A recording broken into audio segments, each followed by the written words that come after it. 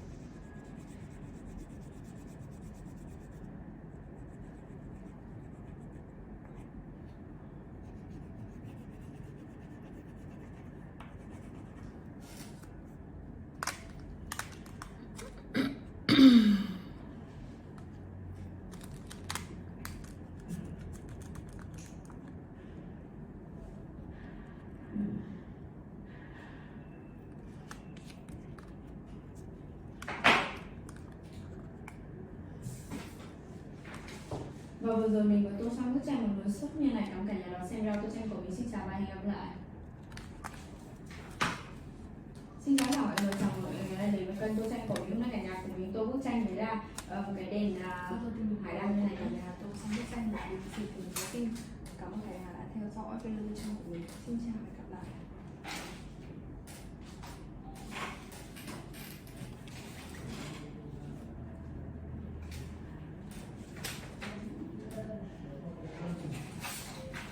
Vừa rồi mình đã hoàn thành xong bức tranh hai bạn của mình đó màu lá bên trên này. Cảm ơn mọi người đã theo dõi video và hẹn gặp lại mọi người trong các video tô tranh tiếp theo của mình. Xin chào và hẹn gặp lại.